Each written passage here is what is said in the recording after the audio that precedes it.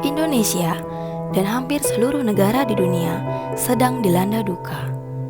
Pandemi COVID-19 yang akhir-akhir ini sering terdengar menjadi penyebabnya. Peristiwa menyebarnya penyakit menular yang disebabkan oleh coronavirus jenis baru yang diberi nama SARS-CoV-2 telah banyak memakan korban jiwa. Hampir semua orang kini mulai mengenal istilah virus. Lantas, apa sebenarnya virus itu? Bagaimanakah kita bisa menyebut itu sebagai virus?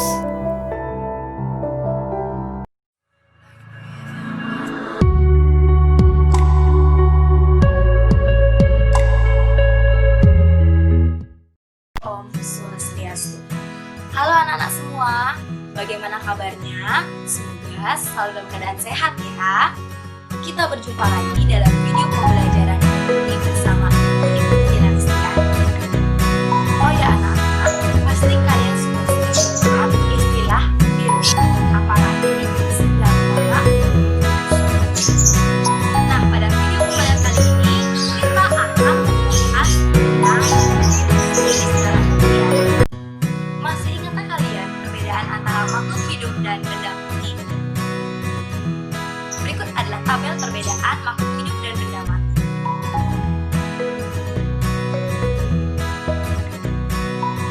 Ternyata, hingga saat ini penggolongan virus masih belum pasti. Virus masih merupakan mikroorganisme peralihan antara benda mati dan makhluk hidup ya anak-anak. Baiklah, topik pembelajaran pada video kali ini adalah tujuan pembelajaran. Yang pertama, peserta didik mampu menjelaskan pengertian virus dan menguraikan ciri atau sifat virus. Yang kedua, peserta didik mampu mengidentifikasi ciri-ciri atau sifat virus. Virus itu sebenarnya apa sih? Kata virus berasal dari bahasa Latin, yaitu virion, yang berarti racun. Diartikan demikian karena hampir seluruh jenis virus menyebabkan penyakit bagi manusia, hewan, maupun tumbuhan. Virus merupakan agen infeksius atau parasit berukuran kecil yang menyerang sel organisme atau makhluk hidup dan hanya dapat dilihat dengan mikroskop elektron.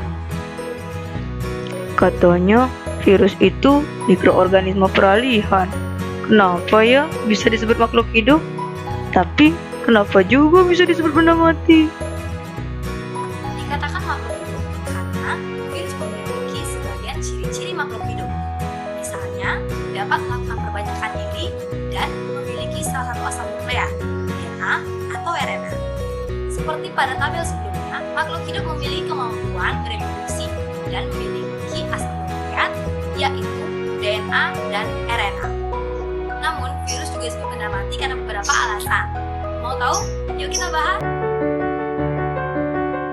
Nah, adapun ciri-ciri atau sifat virus yang menunjukkannya seperti benda mati yaitu virus bersifat aseluler, bukan berupa sel. Karena tidak memiliki bagian-bagian penyusun sel seperti sitoplasma dan organel sel.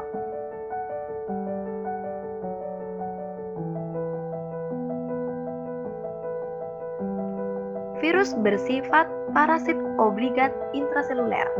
Artinya, virus hanya dapat memperbanyak diri dalam tubuh makhluk hidup.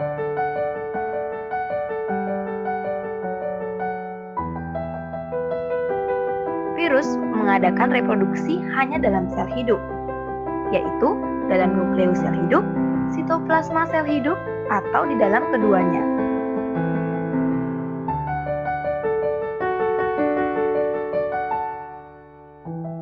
Virus tidak dapat melakukan aktivitas metabolisme jika berada di luar sel hidup.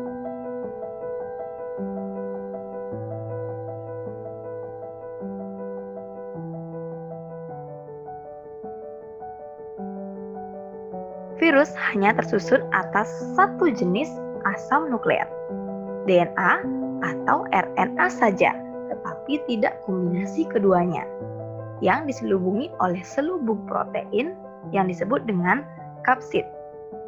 Kalau makhluk hidup memiliki DNA dan RNA, berbeda dengan virus ya, virus cuma punya satu jenis saja, DNA saja atau RNA saja.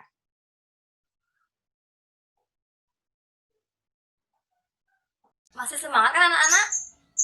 Marilah kita lanjut pada ciri-ciri berikutnya.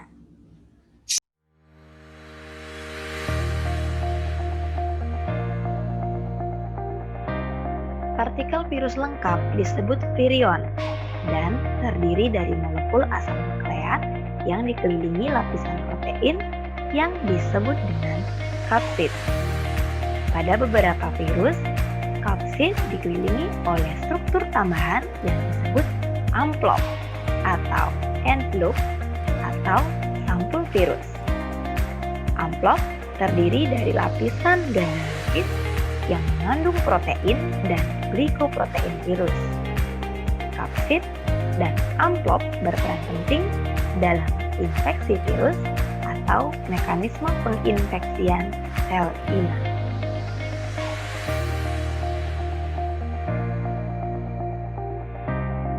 Virus berukuran lebih kecil dari bakteri. Diameter terkecil virus kurang lebih 17 nanometer dan diameter terbesar 1000 nanometer.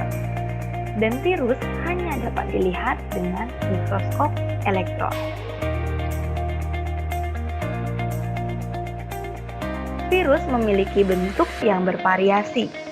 Ada yang berbentuk bulat, batang dengan ujung oval, berbentuk huruf T, dan polihedral.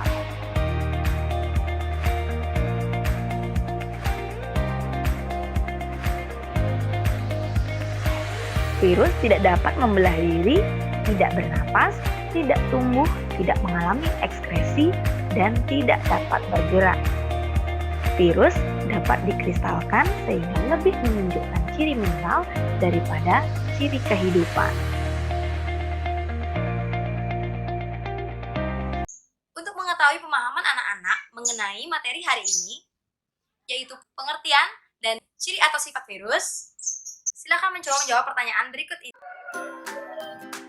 Perhatikan sifat-sifat mikroorganisme berikut. 1. Tubuh tersusun atas DNA atau RNA saja. 2. Dapat melakukan metabolisme sendiri. 3. Hanya dapat berkembang biak dalam sel hospes. 4. Terdiri atas satu sel. 5. Dapat dikristalkan. Sifat-sifat yang dimiliki virus terdapat pada angka A. 1, 2, dan 3, B. 1, 2, dan 5, C. 1, 3, dan 5, D. 2, 3, dan 4, E. 2, 3, dan 5. Silakan anak-anak untuk memikirkan jawabannya.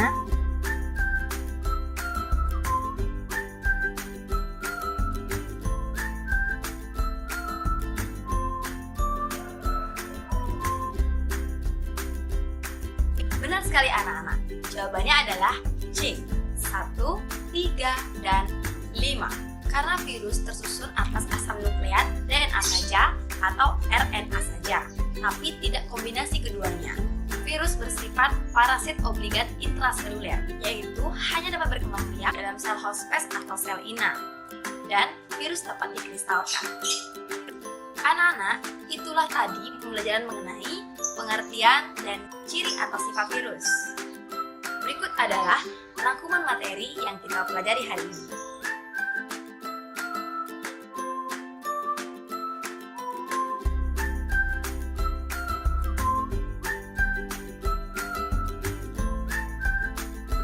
Jadi penting sekali untuk kita mengetahui pengertian dan ciri-ciri atau sifat virus untuk membedakannya dengan makhluk hidup maupun benda mati.